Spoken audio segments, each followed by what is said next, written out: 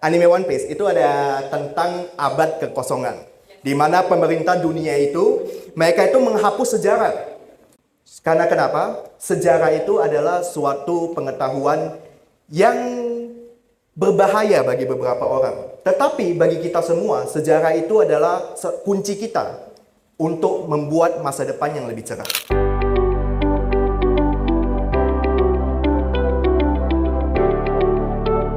Di Neostoria, kita percaya dengan yang namanya ini, bahwa belajar sejarah, masa depan cerah.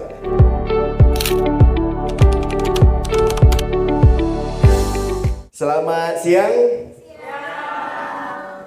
Saya tadi lihat ada yang sudah follow Neostoria ya. Oke, saya ucapkan Ape Neostorian. Oke, pertama-tama perkenalkan, nama saya Daniel. Saya adalah founder Neostoria Indonesia. Nah, di Neostoria kita percaya dengan yang namanya ini, bahwa belajar sejarah, masa depan cerah. Tolong maafkan ya, desainnya wibu banget ya. Ada yang suka nonton anime di sini? Wah, siap, nakama-nakama. Oke. Ada yang suka nonton One Piece? Wah, siap, makin mantap nakamanya. Nah, di film One Piece itu, di anime One Piece, bukan film ya. Anime One Piece itu ada tentang abad kekosongan, di mana pemerintah dunia itu mereka itu menghapus sejarah dan berusaha untuk membunuh ingatan orang-orang. Dan ternyata itu ada inspirasinya dari dunia nyata. Bahwa banyak-banyak negara di dunia ini, terutama negara-negara yang sangat otoriter, itu ingin membunuh ingatan rakyatnya. Karena kenapa? Sejarah itu adalah suatu pengetahuan yang berbahaya bagi beberapa orang. Tetapi bagi kita semua, sejarah itu adalah kunci kita untuk membuat masa depan yang lebih cerah. Begitu. Jadi di Neostoria kami percaya nih, kalau belajar sejarah itu bisa membuat masa depan cerah. Kok bisa? Oke, kita next ya. Oke, pertama kali, guru terbaik itu adalah pengalaman. Betul tidak? Pengalaman memaksa kita untuk belajar. Makanya ada yang bilang, kalau pengalaman itu adalah guru yang kejam. Karena pengalaman itu langsung kasih ujian sebelum memberikan pelajaran. Tapi bagaimana kalau kita itu bisa belajar dari pengalaman orang lain? Misalnya kita lihat nih, orang udah jatuh ke suatu lubang. Masa kita ikutan dia masuk ke lubang yang sama? Itulah sejarah. Sejarah itu adalah kumpulan pengalaman-pengalaman orang lain yang dikumpulkan menjadi satu pelajaran untuk kita semua, agar kita bisa mempersiapkan masa depan yang lebih cerah. Jadi mengapa kita harus merasakan terlebih dahulu kalau dalam sejarah itu kita sudah bisa belajar dari pengalaman orang lain. Nah, itulah sebabnya mengapa kami percaya dalam sejarah itu banyak hal yang bisa kita pelajari untuk mempersiapkan masa depan yang lebih baik. Jadi kita belajar nih pengalaman orang lain, oke? Next. Jadi dulu ada seorang filsuf, beliau namanya George Santayana. Beliau mengatakan, barang siapa yang melupakan masa lalu akan dihukum untuk mengulanginya kembali. Memang dalam historiografi, dalam pelajaran sejarah, sejarah itu unik. Tidak akan terulang kembali dua kali. Tapi bisa saja polanya sama. Contoh kita lihat di beberapa negara seperti El Salvador, Filipina, saat ini boleh dibilang negara mereka dalam keadaan yang tidak baik-baik saja. Beberapa ahli mereka itu menganalisis apa yang terjadi di negara mereka itu akibat karena rakyatnya itu melupakan sejarah di masa lalu. El Salvador, Filipina, mereka pernah melewati yang namanya itu masa otoriter. Di Filipina ada diktator yang namanya Ferdinand Marcos. Di El Salvador juga dulunya ada diktator. Tapi kemudian sekarang mereka memilih kembali pemimpin yang kurang begitu menghargai kebebasan untuk berekspresi, kebebasan untuk berpendapat. Itu ya. Jadi pada dasarnya, jadi beliau ini, George Santayana, adalah filsuf keturunan Spanyol yang kemudian menetap di Amerika Serikat. Jadi beliau mengatakan bahwa siapa yang melupakan masa lalu akan dihukum mengulangnya kembali. Tentu kita tidak mau ya, kesalahan-kesalahan di masa lalu, penderitaan di masa lalu terjadi lagi di masa sekarang. Tentu kita tidak mau. Dan salah satu cara untuk melawan itu adalah dengan belajar sejarah. Tapi tenang, nah kita juga bisa lihat dalam sejarah ya, orang-orang hebat seperti Napoleon, Julius Caesar, hingga Alexander Agung juga belajar dari sejarah. Alexander Agung, meskipun udah ribuan tahun yang lalu ya, beliau hidup, tapi beliau juga belajar sejarah.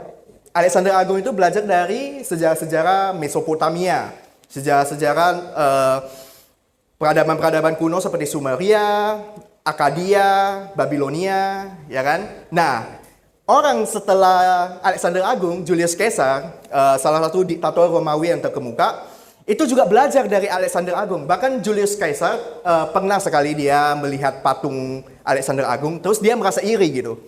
Usia saya sudah 30 tahun, tapi saya merasa kalau saya belum mencapai apa-apa gitu. Di saat usia 30 tahun, Alexander Agung sudah menguasai Persia dan hampir mencapai India. Dan Julius Caesar itu merasa kalau, ya aku belum mencapai usia apa-apa. Tapi ternyata dia terus maju, meskipun ya akhirnya kurang ditusuk Brutus beberapa kali. Tapi pada akhirnya dia belajar dari sejarah bagaimana Alexander Agung itu bisa menjadi sosok yang terkemuka. Kemudian, ribuan tahun kemudian ada sosok Napoleon Bonaparte. Yaitu beliau itu adalah Kaisar Prancis, keturunan Korsika yang sekarang masuk ke dalam wilayah Italia. Beliau belajar dari Julius Caesar bagaimana cara untuk mengatur negara, hukum, dan lain sebagainya. Jadi orang-orang hebat dalam sejarah itu juga belajar sejarah. Mungkin kawan-kawan di sini juga nanti akan ada menjadi orang hebat. Ada amin? Ya. Jadi mari kita belajar sejarah karena orang hebat dalam sejarah juga belajar sejarah. Gitu ya. Tapi kami sadar suatu hal. Neostoria sadar. Kita setuju. Banyak yang bilang kalau sejarah itu membosankan. Siapa di sini yang suka sejarah? Wah, siap. Kalian nakama-nakama saya. Ya, beberapa orang berkata bahwa sejarah itu tidak lagi relevan. Bahkan pernah sekali, itu ada yang komentar di Instagram Neostoria ya kan. Yang sampai sekarang bikin saya masih thinking sampai sekarang. Bayangin, dia bilang kayak gini. Ini akun bahas masa lalu melulu. Kenapa gak bahas masa depan aja? Lah kita kan akun sejarah. Tapi memang di sini ada sedikit kesalahpahaman mengenai masa lalu, masa sekarang, dan masa depan. Kesalahpahaman itu adalah mereka seringkali menganggap orang yang belajar masa lalu itu orang yang nggak bisa move on. Ibarat punya mantan tapi masih dipikirin, ya kan? Padahal sebenarnya enggak. Kita masa lalu itu memang kita tidak boleh terlena.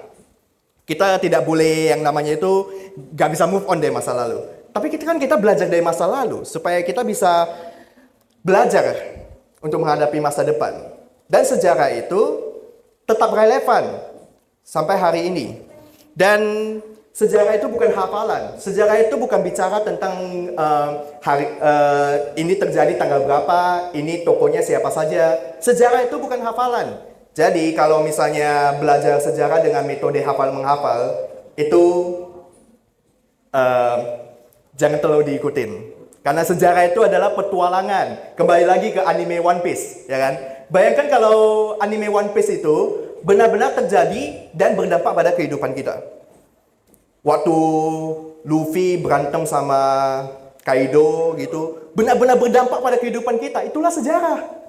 Ya kan? Dan itu lebih seru daripada film-film fiksi, film-film anime yang tidak terjadi gitu. Dan sejarah itu benar-benar berdampak pada diri kita. Alasan kenapa kita berada di sini, alasan bahkan kenapa saya ada di sini, juga karena konsekuensi sejarah. Coba kalau leluhur saya dulu, karena saya keturunan Tionghoa ya. Coba saja leluhur saya dulu memutuskan, saya males naik kapal, mending gua tetap stay di Tiongkok aja. Ya gua gak akan ada di sini. Gua tidak, dalam detik ini, dalam menit ini, saya tidak akan berada di SMA Negeri 50 Jakarta. Itulah konsekuensi sejarah. Karena leluhur saya jauh di masa lalu memutuskan untuk bermigrasi dari Tiongkok ke Nusantara.